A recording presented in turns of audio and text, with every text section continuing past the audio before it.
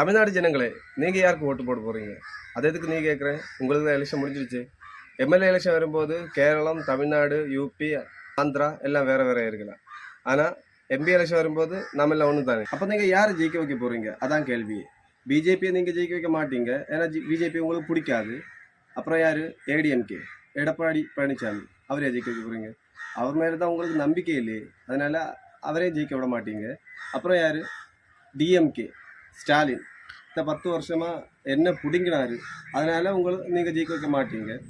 அப்புறம் யாரு? என்டிகே, சீமான் அவர்களை ஜெயிக்க வைக்க போறீங்க. அவர் நல்லவர் தான், ஏன்னா அவரை கொள்கை கோட்பாடெல்லாம் நல்லாவே இருக்கும். ஆனா என்ன பிரச்சனை என்னன்னா, அவரு ரொம்ப அதிகமா பேசி பைத்தியம் மாதிரி பேசுவாரு. அப்புறம் யாரு? டிவிகே, விஜயை ஜெயிக்க வைக்க போறீங்க.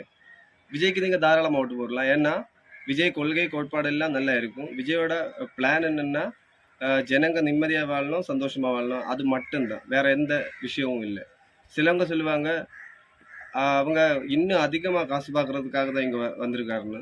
உங்களுக்கே தெரியும், விஜயோட சம்பளம் 250 கோடி, வருஷம் 2 படம் பண்ணுவாரு. இன்னும் காசு வேணும்னா 3 படம் வேணா பண்ணலாம். ஒரு வருஷத்துக்கு 750 கோடி, அப்படின்னா 5 வருஷத்துக்கு 3750 கோடி. சிலவங்க சொல்றாங்க சிஎம் ஆன பிறகு 5000 கோடி கிடைக்கும், அதை ஆட்டை போடுறதுக்காக தான் விஜய் வந்திருக்காருன்னு. இப்போ 5000 கோடிக்கு பக்கத்துல 3750 கோடி வந்துடுச்சு. இன்னும் கொஞ்சம் ஆடோ ஏதாவது பண்ணா அந்த 5000 கோடி வரப்போகுது. அப்புறம் எதுக்கு இங்க வேகாத வெயில்ல வந்து ஜனங்களை பார்த்து கஷ்டப்படணும்? அது விட்டுட்டு இந்த தெருவு பொறுக்கிகளை சொல்றதெல்லாம் எதுக்கு கேட்கணும்?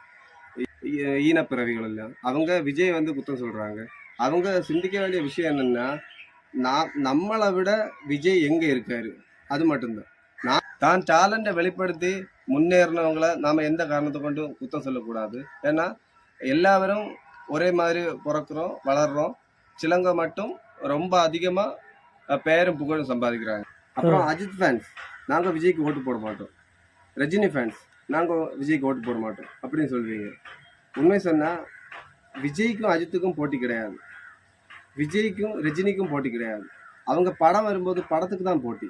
அதை உங்களால புரிஞ்சுக்க முடியல. இருக்க சிஎம், முன்னே இருந்த சிஎம், அதை விட விஜய் நல்லவர் தானே. இதுக்கு முன்னாடி விஜய் என்னெல்லாம் பண்ணியிருக்காருன்னு நான் சொல்ல தேவையில்லை, ரொம்ப பேர் சொல்லி ஆதாரம் உள்பட தெரிவிச்சிருக்காங்க. அப்போ அதை பார்த்தா விஜய் நல்லவர் தானே. ஆனால் ஏன் நாம ஓட்டு போட மாட்டோம்? அஜித்துக்கு ஆப்போசிட்டாக விஜய் இருந்தார், ரஜினிக்கு ஆப்போசிட்டாக விஜய் இருந்தார், அதுக்காக நீங்கள் ஓட்டு போட மாட்டீங்கன்னு சொல்கிறீங்க. அப்போ அது கேவலமாக தெரியல?